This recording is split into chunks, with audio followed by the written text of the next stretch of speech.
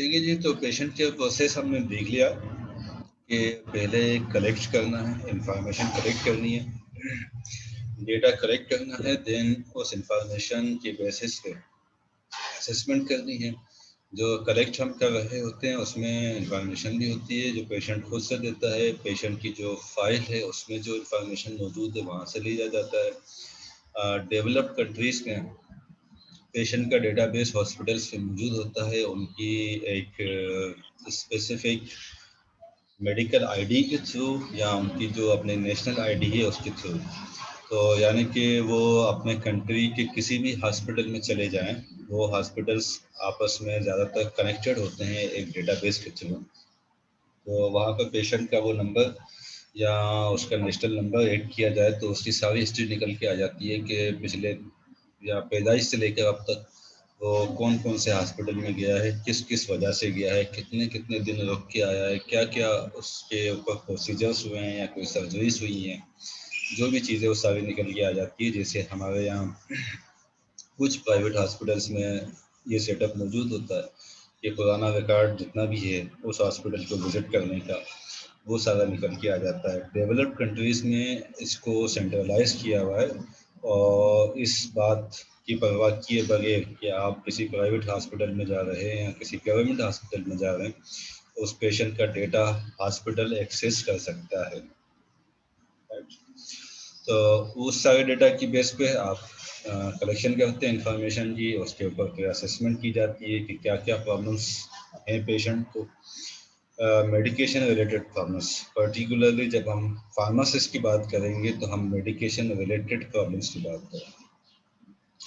Medication related problems identify करके उनको कैसे ट्रीट करना है, कैसे ओवरकम करना है, उसका प्लान बनाया, उस प्लान को इम्प्लीमेंट करना है, इम्प्लीमेंट करके और उसकी इफेक्टिवनेस और सेफ्टी देखनी है कि क्या उसके रिजल्ट निकल के आए उस प्लान के। जी, तो इन नटशेल अब हम ये कह सकते हैं कि pharmaceutical care process is to identify, resolve, prevent and monitor medication related problems. तो मेडिकेशन रिलेटेड प्रॉब्लम्स हैं उनको आइडेंटिफाई करना है, उनको रिजोल्व करना है, उनको होने से रोकना है और उनके ऊपर नज़र रखनी है। राइट जी, मेडिकेशन रिलेटेड प्रॉब्लम्स कौन कौन से हैं ये हम लिस्ट आउट कर चुके हैं यहाँ पर, यहाँ। ठीक है जी, कोई अनट्रीटेड इंडिकेशन ना हो, यानी कि कोई ऐसा पेशेंट को डिजीज हुई भी हो जिसको ट्रीट न किया जा रहा हो, ये मेडिकेशन रिलेटेड प्रॉब्लम। ट्रीटमेंट दी जा रही हो बगैर किसी इंडिकेशन के, यानी कि कोई ऐसी मेडिसिन दी जा रही है जिसका कोई रीजन ही मौजूद न बन रहा हो, इसका कोई रीजन सामने ना आ रहा हो कि ये मेडिसिन दी क्यों जा रही है। ड्रग सिलेक्शन प्रॉपर ना हो, सॉरी, डोजेज बहुत कम होगा तो भी प्रॉब्लम है, डोजेज ज़्यादा होगा तो भी प्रॉब्लम, पेशेंट नॉन एडेयर होगा तो भी प्रॉब्लम है, एडवर्स ड्रग रिएक्शन अगर आ रहा है पेशेंट को तो वो भी मेडिकेशन रिलेटेड प्रॉब्लम है, और ड्रग इंटरेक्शन हो रहा है तो that is also a medication related problem. ठीक है जी, तो यहाँ तक। अब ये जो नॉन एडेरेंस की हमने बात की थी, इसके लिए एक बड़ा स्टेबल डेटा ये इंडिकेट करता है कि अगर पेशेंट्स को एक नई मेडिकेशन जब प्रेस्क्राइब की जा रही है,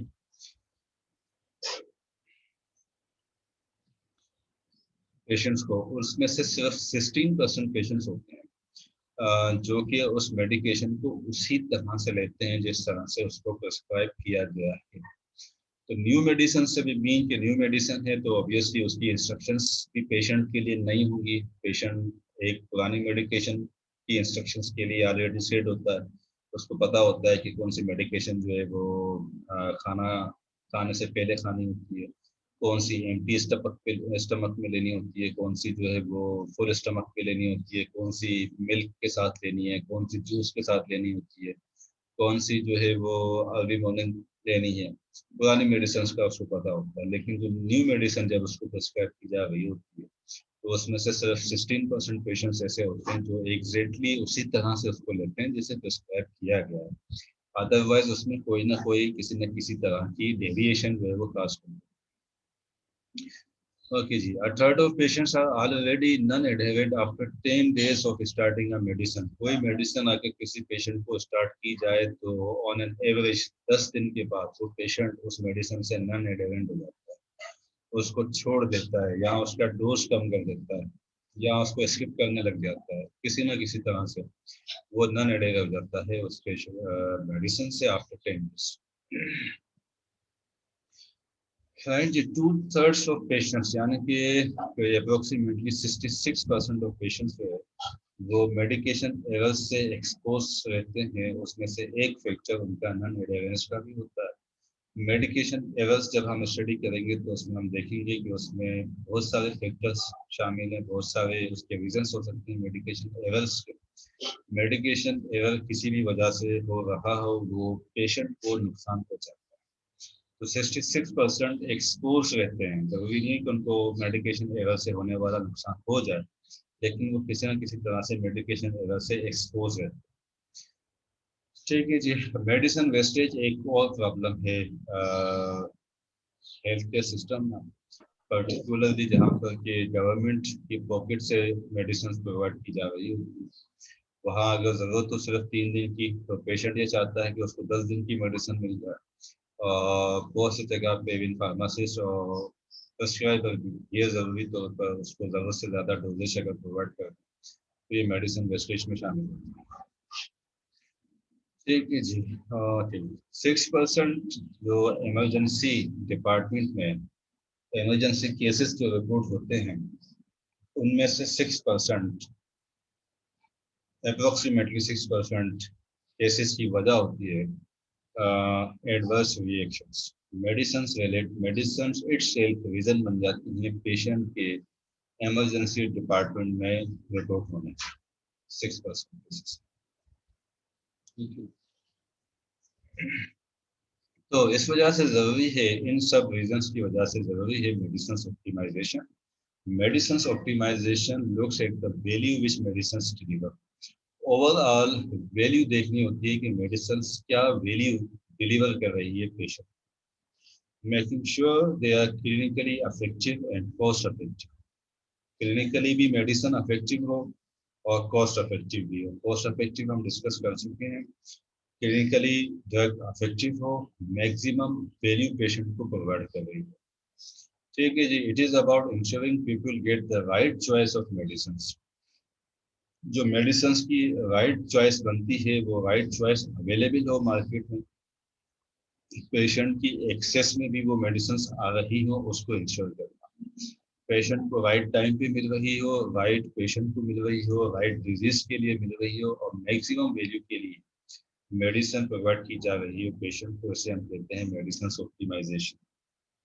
तो मेडिसिन ऑप्टिमाइजेशन के जो प्रिंसिपल हैं उसमें वो प्रिंसिपल ये कहते हैं कि अंडरस्टैंड करना चाहिए हमें पेशेंट के एक्सपीरियंस, पेशेंट की जो डिजीज रिलेटेड जो उसकी परेशानी है, जो उसके माइंड के ऊपर जो उसका बर्डन है, अगर हम उसको जहाँ पेशेंट को सिर्फ 3 मेडिसिन की नीड बनती है अगर हम उसको 10 मेडिसिन दे दें, अगर हम उसको ये सोच कर भी दे दें कि मेडिसिन 10 मेडिसिन के जो एक्सपेंसेस हैं वो पेशेंट ने अपनी पॉकेट से बियर नहीं कर, इंश्योरेंस कंपनी ने बियर करने हैं, गवर्नमेंट ने बियर करने हैं, तो भी उस वक्त कम से कम ये सोचें कि अगर ये 10 मेडिसिन आपको खुद खानी पड़ती या आपके किसी करीबी रिलेटिव को खानी पड़ती तो आपकी फीलिंग उसके बारे में क्या होती।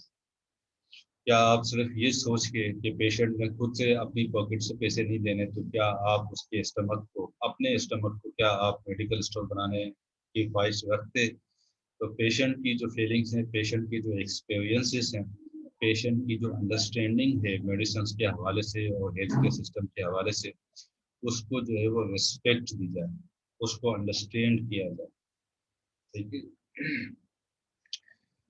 प्रिंसिपल 2 है कि जी evidence based choice of medicine होनी चाहिए।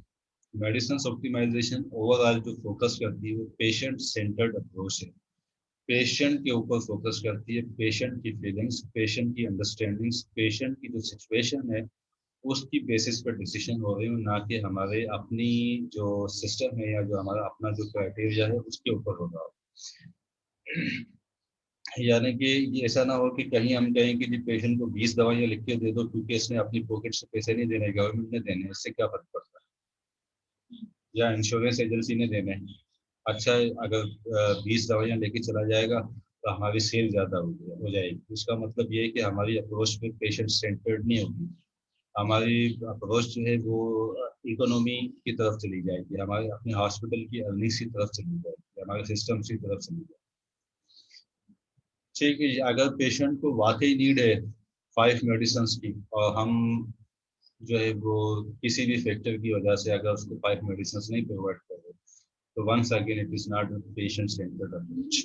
पेशेंट सेंटर्ड अप्रोच का मतलब ये होगा कि हर तरह का जो फार्माकोथेरेपी का डिसीजन होगा उसमें पेशेंट प्रायोरिटी पे रहेगा, पेशेंट प्रायोरिटी पे रहेगा, पेशेंट, और कोई चीज प्रायोरिटी पे नहीं जाएगी।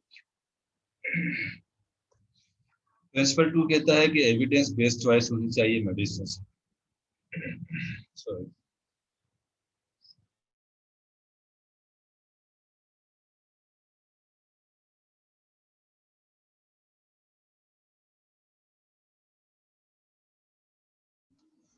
एविडेंस बेस्ड मेडिसिन क्या है, ये हमारे जो नेक्स्ट टॉपिक है उसका हिस्सा है। उसमें थोड़ा सा हम इसको ओवरव्यू करेंगे कि एविडेंस बेस्ड मेडिसिन क्या है।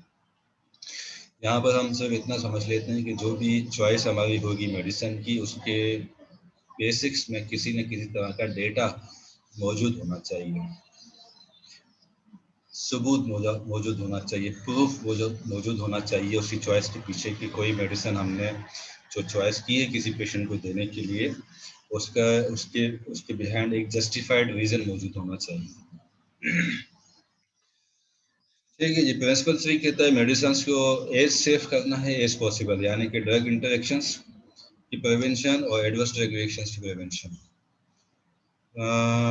इनफिनिक्स हॉट 8 लाइट, मेरा नेट बार बार डिस्कनेक्ट हो गए, तो in case at the time attendance disconnect हो गया तो प्लीज़ आप लगा दीजिएगा। बेटा, अगर आपने मेरी बात शुरू में समझी हो तो मैंने आपको बताया था कि मेरे पास इस तरह का कोई मैकेनिज्म नहीं है कि किसी का नेट डिस्कनेक्ट होने की वजह से उसकी अटेंडेंस मार्क की जा सके। ऐसा कोई मेरे पास सिस्टम ही मौजूद नहीं है, ऐसा कोई मेरे पास तरीक़ेकार ही मौजूद नहीं।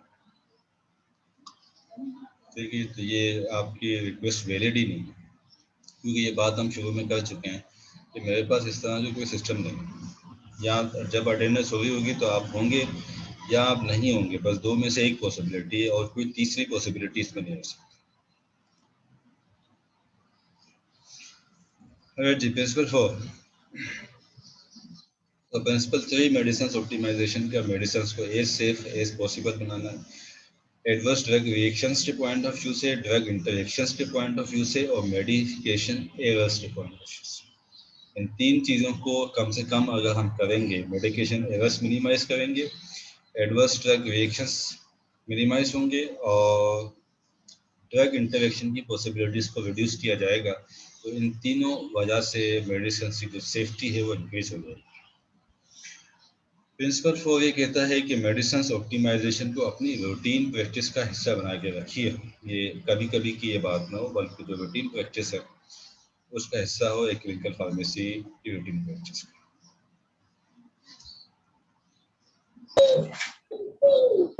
Aku kata ini ini Korea tau.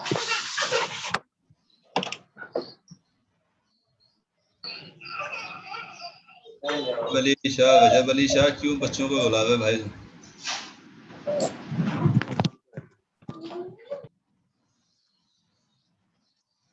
हाँ जी, तो पेशेंट केयर प्रोवाइड करने के लिए जो क्लिनिकल फार्मासिस्ट को अपनी नॉलेज और स्किल्स की इंटीग्रेशन चाहिए होती है, और नॉलेज और स्किल्स की इंटीग्रेशन के बेसिस पे एक फार्मासिस्ट पेशेंट केयर प्रोवाइड कर सकता है।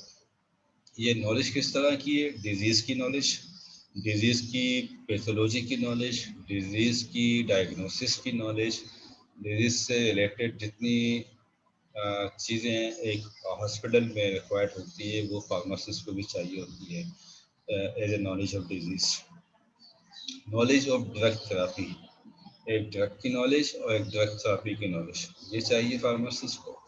नॉन ड्रग थेरापी की नॉलेज, यानी कि ड्रग से हट के और कौन सी ऐसी चीज़ें हैं जो कि एज अ थेरापी यूटिलाइज की जा रही होती हैं, जैसे कि फिजियोथेरापी है, या यूरिनरी इनकंटिनेंसी फॉर एग्जांपल जैसे एक प्रॉब्लम होती है एल्डर पेशेंट्स को, तो वहाँ पर ड्रग थेरापी के अलावा एक स्पेसिफिक टाइप की एक्सरसाइज मौजूद होती है लोअर एब्डोमेन की मसल्स की, एक ख़ास तरीके के ऊपर की जा रही होती है। इस तरह की नॉलेज जो है फार्मासिस्ट को होनी चाहिए नॉन ड्रग थेरापी से related. Laboratory and diagnostic testing की knowledge, drug information, complete drug information, उसकी डोजेज, उसकी स्ट्रेंथ, उसके साइड इफेक्ट्स, उसके एडवर्स रिएक्शंस, और भी बहुत सारी चीज़ें जो एक ड्रग इंफॉर्मेशन की कैटेगरी पे उतरती हैं। थेराप्यूटिक प्लानिंग स्किल्स, जो हमारे पास फार्मास्यूटिकल के प्रोसेस में एक स्टेप है प्लानिंग का, वो प्लानिंग प्रॉपर करने की स्किल्स हों, पेशेंट को मॉनिटर करने की स्किल्स हों, कम्युनिकेशन स्किल्स पेशेंट के साथ और दीगर हेल्थ केयर प्रोफेशनल्स के साथ कम्युनिकेट करने की स्किल्स, और फिजिकल असेसमेंट स्किल्स, पेशेंट को फिजिकली खुद से उसकी असेसमेंट करने की स्किल्स। अब ये कुछ स्किल्स हो गई और कुछ नॉलेज हो गई। इस नॉलेज और स्किल्स की जो इंटीग्रेशन है ये रिक्वायर्ड होती है क्लिनिकल फार्मासिस्ट को पेशेंट केयर प्रोवाइड करने के लिए। अच्छा जी, अब एक चीज़ हमने देखी है फार्मास्यूटिकल केयर प्रोसेस या फार्मास्यूटिकल केयर।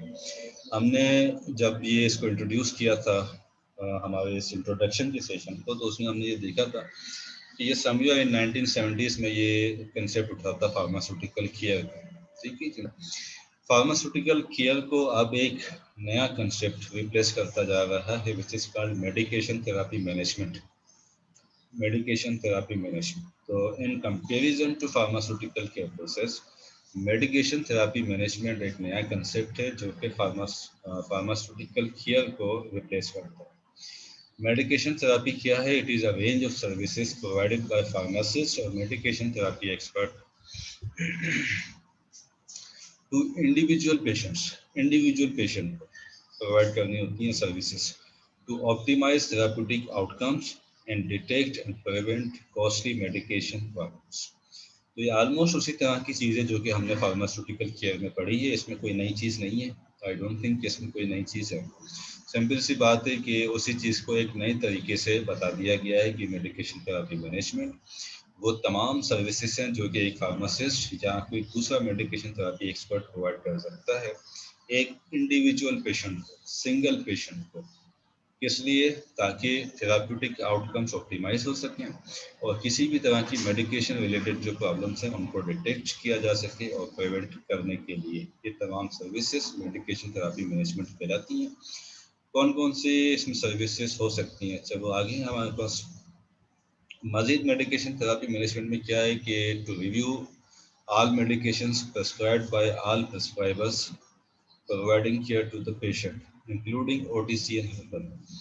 एमडीएम के प्रोसेस में क्या शामिल है कि रिव्यू करना है, उन तमाम मेडिकेशंस को रिव्यू करना है। रिव्यू करने का मतलब ये है कि कोई मेडिकेशन क्यों दी जा रही है, जिस डोज पे दी जा रही है वो डोज सही है या नहीं, सही डोज पे नहीं है, सब थेराप्यूटिक डोजेज है या ओवर डोजेज है, उसकी इंडिकेशन बनती है ड्रग की या नहीं बनती, including OTC and herbal medicine, तमाम मेडिकेशंस को रिव्यू करना है।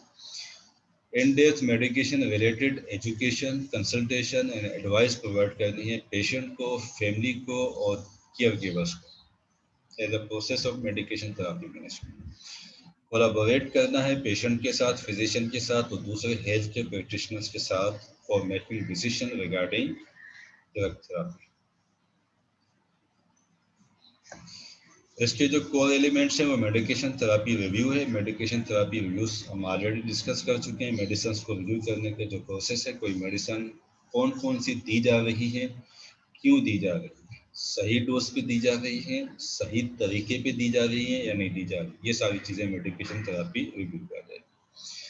पर्सनल मेडिकेशन रिकॉर्ड, जब आपने मेडिकेशन थेरापी रिव्यू की, उस पर अगर आपने देखा कि कोई मेडिकेशन विदाउट इंडिकेशन है या कोई इंडिकेशन विदाउट ट्रीटमेंट मौजूद है, तो उस असेसमेंट के बाद जो चीज़ आपने प्लान की एज अ फार्मासिस्ट, हमने उसको पर्सनल मेडिकेशन रिकॉर्ड में ऐड करना जिम्मेदारी है क्लिनिकल फार्मासिस्ट की according to medication therapy management.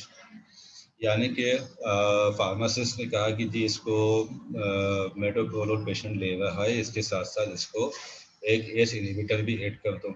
अब जब ये जो एस इनहिबिटर ऐड करने की एडवाइस फार्मासिस्ट ने की, ये रिकॉर्ड में कोई नर्स नहीं ऐड करेगा, कोई तीसरा बंदा नहीं ऐड करेगा, कोई टेक्नीशियन ऐड नहीं करेगा, डॉक्टर ऐड नहीं करेगा। फार्मासिस्ट अपनी रिस्पॉन्सिबिलिटी पे इस चीज़ को रिकॉर्ड का हिस्सा बनाएगा। ठीक है जी। मेडिकेशन रिलेटेड एक्शन प्लान ये भी हम देख चुके हैं। बस यूँ समझ लीजिए कि फार्मास्यूटिकल केयर प्रोसेस एक नया जो तरीका है या एक नया जो वर्जन है वो मेडिकेशन थेरेपी मैनेजमेंट। ये सारे कोर एलिमेंट्स है, यानी कि ये वो सारे काम है जो कि क्लिनिकल फार्मासिस्ट ने इन सर्विसेज के अंडर में करने होते हैं। कौन कौन सी सर्विसेज हैं जो क्लिनिकल फार्मेसी की, जो फार्मेसी क्लिनिकल फार्मासिस्ट प्रोवाइड कर सकता है? फार्मास्यूटिकल केयर और मेडिकेशन थेरेपी मैनेजमेंट, ये हमने देख लिया। थेराप्यूटिक ड्रग मॉनिटरिंग या क्लिनिकल मॉनिटरिंग, जब असेसमेंट करने के बाद, मेडिकेशन रिलेटेड प्रॉब्लम्स को आइडेंटिफाई करने के बाद, जब वो उसको ओवरकम करने के लिए जो प्लान दिया गया है उसको फॉलो करना कि उससे क्या रिजल्ट्स निकल रहे हैं, उनको उनको मॉनिटर करना कि अगर किसी तरह की कोई प्रॉब्लम क्रिएट होती है तो वो ऑन स्पॉट डिटेक्ट हो जाए, सही वक्त पर जो है वो डिटेक्ट हो जाए। ठीक है जी। तीसरी है जी clinical pharmacokinetic services. Therapeutic drug monitoring या क्लिनिकल फार्माकोकाइनेटिक सर्विसेज हम इस चीज़ को कहते हैं कि बहुत सारी, जैसे जो सैंपल केस प्रेजेंटेशन है हमारे पास, उसमें हमने देखा होगा कि जो पेशेंट के टेस्ट किए गए हैं उसमें से एक टेस्ट है डिजॉक्सिन लेवल का, डिजॉक्सिन लेवल जिसका लेवल निकल के आया 1 नैनोग्राम पर ml, राइट। तो बहुत सारी ड्रग्स ऐसी हैं जो जिनका जो थेराप्यूटिक विंडो है वो बहुत छोटा है। थेराप्यूटिक विंडो पता है आप लोगों को?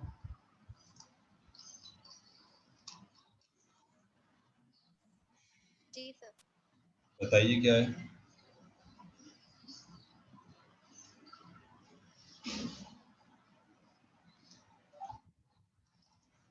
जी भाई, जिसने जी बोला था वो बता भी दे। सर मतलब जो हम जो वो कितने अमाउंट में अपना अफेक्ट दिखाएगी, कितनी देर में दिखाएगी? और कोई? और कोई भाई? सुमैया, आसिफ?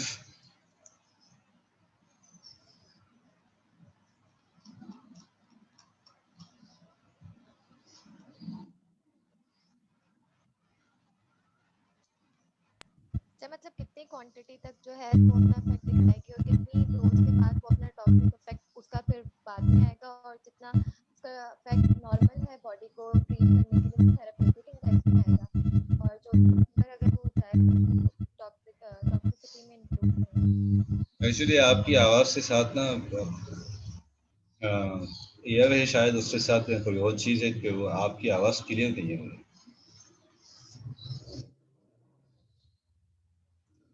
डिस्टॉर्शन है आपकी आवाज़ में। चलें ठीक है जी।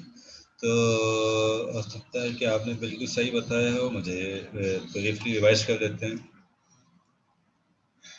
ड्रग का बॉडी में रिलीज करने का टाइम, रिलीज करने का टाइम नहीं, रिलीज करने का टाइम नहीं। ये एक्चुअली इस तरह से है कि अगर हम इसको रखें, जब ड्रग हमारे पास लेवल आता है उसका ब्लड में, तो उसकी एक कंसंट्रेशन स्पेसिफिक चाहिए होती है। ठीक है जी। तो इसको हम कह सकते हैं कंसंट्रेशन। कंसंट्रेशन से तो ये आप कह लेंगे मिलीग्राम है या माइक्रोग्राम है? माइक्रोग्राम होगा, माइक्रोग्राम और ml कंसंट्रेशन। अब इस चीज़ में ये जो हमारे पास उस ब्लड में ब्लड हमारा जितनी कंसंट्रेशन ऑफ ड्रग से एक्सपोज होता है, उसका एक सर्टेन थ्रेशोल्ड चाहिए होता है, जिस थ्रेशोल्ड पे जाके मेडिसिन अपना अफेक्ट देती है, राइट जी। यानी कि अगर पैरासीटामोल 500 मिलीग्राम एंटीबायोटिक के तौर पे काम कर रही होती है, तो क्या 50 मिलीग्राम पैरासीटामोल खाने से भी अफेक्ट मिल जाएगा? ये तो मिल जाएगा। 10 मिलीग्राम खाने से कुछ हो जाएगा?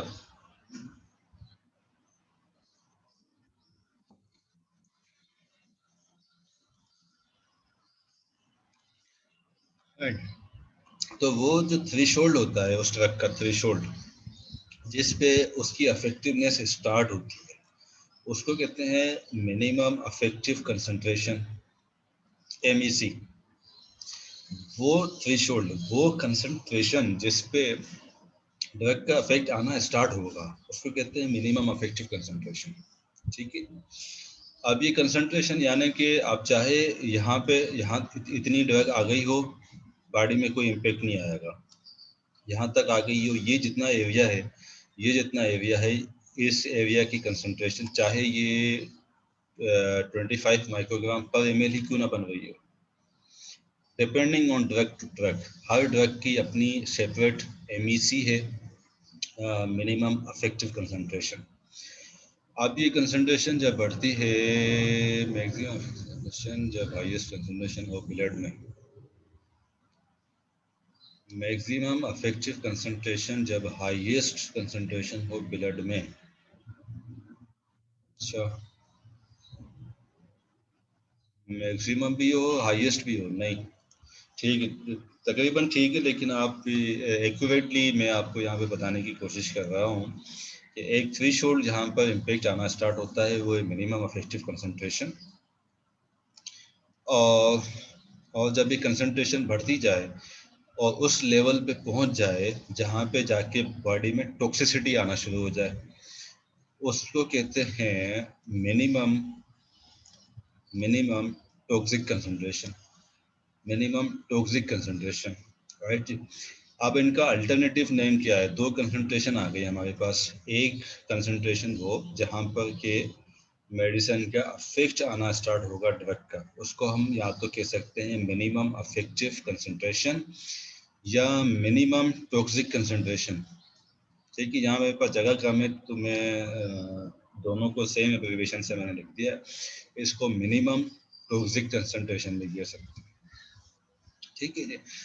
और जब इसका लेवल उस कंसंट्रेशन पे पहुंच जाए जहाँ से टॉक्सिसिटी आना स्टार्ट हो जाएगी, तो उस कंसंट्रेशन उस लेवल को हम कहते हैं मिनिमम टॉक्सिक कंसंट्रेशन या मैक्सिमम अफेक्टिव कंसंट्रेशन। इसके दरमियान का जो एरिया है इसको कहते हैं थेराप्यूटिक विंडो। इसके दरमियान जितना एरिया है उसको कहते हैं थेराप्यूटिक विंडो। अब यूँ समझ लीजिए कि जब हम 500 मिलीग्राम पैरासीटामोल लेते हैं, 500 मिलीग्राम पैरासीटामोल जब हम लेते हैं, राइट, तो लेट सपोज कि उसकी कंसंट्रेशन हमारे पास आती है 10 माइक्रोग्राम पर ml। ठीक है जी, यहाँ पर लिख दें 10 माइक्रोग्राम। और जब हम अब यहाँ से इसकी विंडो स्टार्ट होती है और इसकी विंडो यहाँ तक जाती है, तो इसकी जो मैक्सिमम अफेक्टिव कंसंट्रेशन है वो हम अगर एक दिन में 4 ग्राम का डोज ले लें, यानी कि 8 टैबलेट पैरासीटामोल, जो कि इससे ज़्यादा अगर पैरासीटामोल ली जाए तो लिवर टॉक्सिसिटी काज कराती है, तो 8 टैबलेट का मतलब हो गया 4 ग्राम, राइट। तो 4 ग्राम अगर हम सपोज कर लेते हैं कि 110 पे ये लेवल आ रहा है, 110 पे, तो इट मीन्स कि इसकी जो थेराप्यूटिक विंडो है वो है अप्रोक्सीमेटली 100 माइक्रोग्राम की। ओके, लेकिन अगर हम डिजोक्सिन और डिजोक्सिन जैसी दूसरी ड्रग्स की बात करें, तो उसका अगर MEC 10 माइक्रोग्राम पे है, तो उसकी जो MTC है वो 12 माइक्रोग्राम पे है। जस्ट एन एग्जाम्पल, सिर्फ 2 माइक्रोग्राम का डिफरेंस है, सिर्फ 2 माइक्रोग्राम का डिफरेंस है, इसलिए हम इसको कहते हैं smaller therapeutic window. Smaller therapeutic window, अगर यहाँ से नीचे कंसंट्रेशन गई तो ड्रग का कोई बेनिफिट नहीं आएगा। डिजोक्सिन एक कार्डियोवैस्कुलर पेशेंट्स को दी जा रही होती है। अगर कोई इफेक्ट नहीं आएगा तो पेशेंट वैसे हार्ट फेलियर की साइड पे चला जाएगा, ठीक है जी। और 12 माइक्रोग्राम से इस कंसंट्रेशन से थोड़ा सा बढ़ गया तो भी कार्डियोवैस्कुलर पेशेंट्स के लिए मसाइल खड़ी कर देगी ये ड्रग। इसलिए क्लिनिकल फार्मासिस्ट को इस तरह के पेशेंट्स में, ये हॉस्पिटल में एडमिटेड पेशेंट्स में मॉनिटर करना होता है कि इस तरह के पेशेंट्स में ड्रग की कंसंट्रेशन क्या चल रही है, और ताकि पेशेंट्स का डोज एडजस्ट करके उसकी कंसंट्रेशन को इस थेराप्यूटिक विंडो में मेंटेन किया जा सके। इसको कहते हैं थेराप्यूटिक ड्रग मॉनिटरिंग या TDM, थेराप्यूटिक ड्रग मॉनिटरिंग या TDM, राइट। ये उन ड्रग्स के लिए की जा रही होती है जिनका थेराप्यूटिक विंडो जो है वो बहुत छोटा होता है, जैसे कि डिजॉक्सिन, राइट, जैसे कि वेंकोमाइसिन।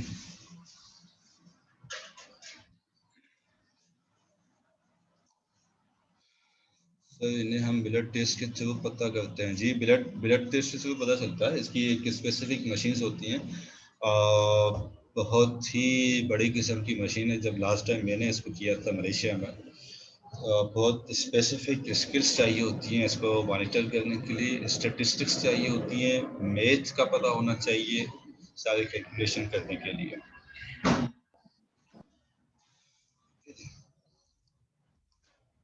और ये थेराप्यूटिक ड्रग मॉनिटरिंग जो है ये मजीद आपने ज़्यादा डिटेल में स्टडी करनी है बायोफार्मास्यूटिक्स में। अच्छा, then parenteral nutrition services provide करता है फार्मासिस्ट के किसी पेशेंट के लिए कितनी पेरेंटल न्यूट्रिशन होनी चाहिए।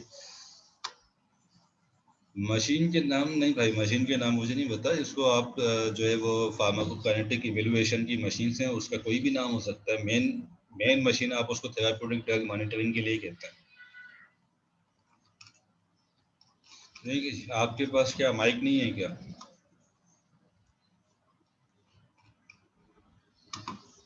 से है। क्यों, उसको पे शोपीस के लिए रखा हुआ? यहाँ उसके साथ बस सेल्फी वेल्फी बनानी भाई, उसका इस्तेमाल करें ना। चलिए, तो थेराप्यूटिक ड्रग मॉनिटरिंग की मशीन से, बाकी जो कंपनी बना हुई होगी उसी के हवाले से उसका नाम होगा। हमारे यहाँ पाकिस्तान में सच बहुत ज़्यादा नहीं है। अगर कहीं पर होगी तो ये आगा खान में होगी, राउतीन में होगी, और इस तरह के जो बहुत एक्सपेंसिव हॉस्पिटल्स है वहाँ पर होगी। जी, तो parenteral nutrition services patient to patient उसकी जो न्यूट्रिशन की नीड्स हैं वो वेरी कर रही होती हैं। उसके अकॉर्डिंग फार्मासिस्ट ने उसको प्लान बना के देना होता है कि पेरेंटल न्यूट्रिशन कितनी और कैसे देनी है। पेशेंट जब हॉस्पिटल से डिस्चार्ज हो रहा होता है तो उसको क्या मेडिसिन्स प्रिस्क्राइब करनी है, कितने दिनों के लिए करनी चाहिए, उसके बारे में उसकी एजुकेशन प्रोवाइड करना फार्मासिस्ट का काम है।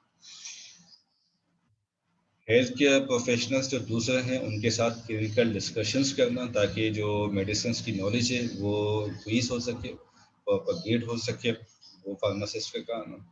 मज़ीद स्पेशलाइज सर्विसेज फार्मासिस्ट प्रोवाइड करता है, जो कि हमने इस इंट्रोडक्शन के स्टार्ट में उसकी बहुत सारी एग्जांपल्स देखी थी। जो बोर्ड सर्टिफाइड फार्मासिस्ट कहलाता है, बोर्ड सर्टिफाइड।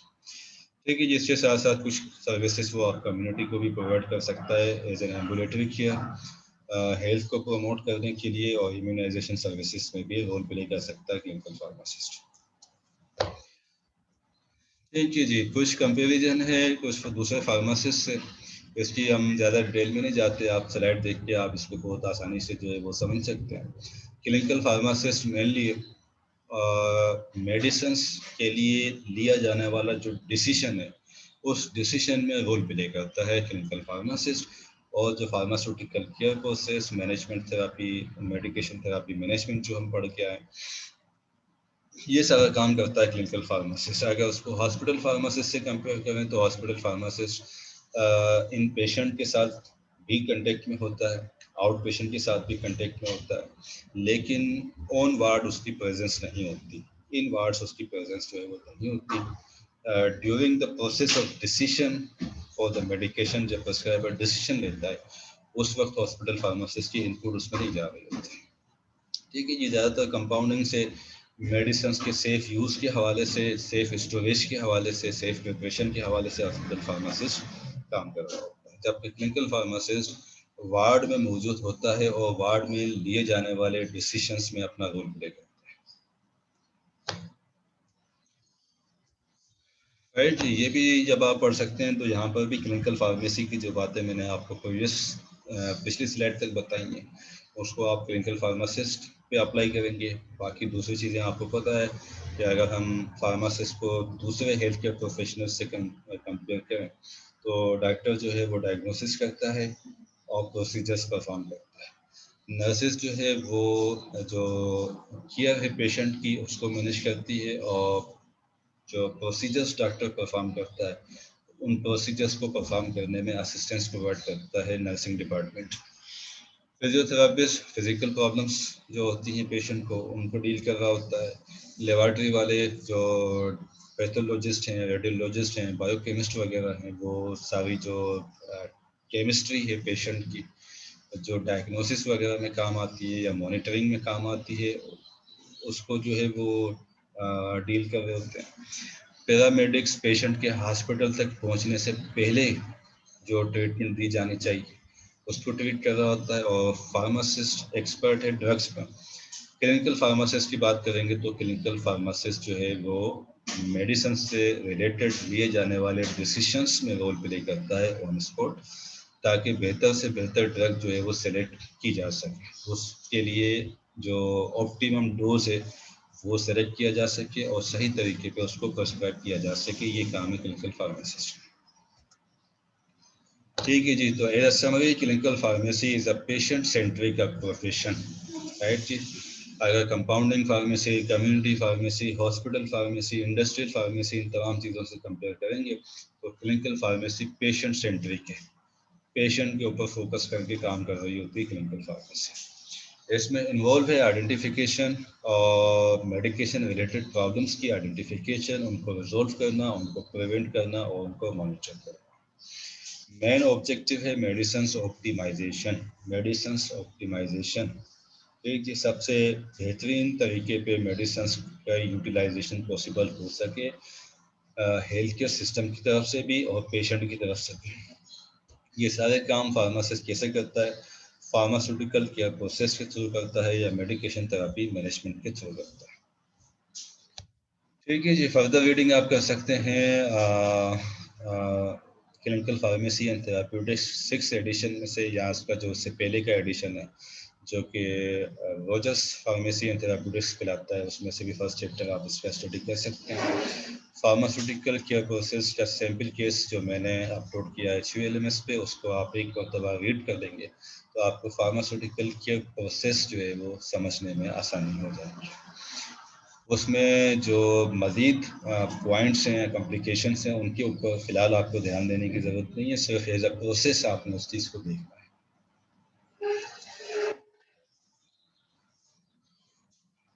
जी भाई,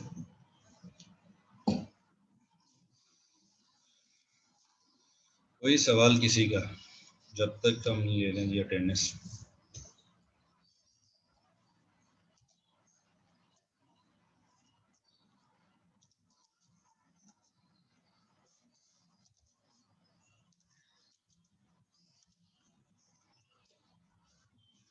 अभी भी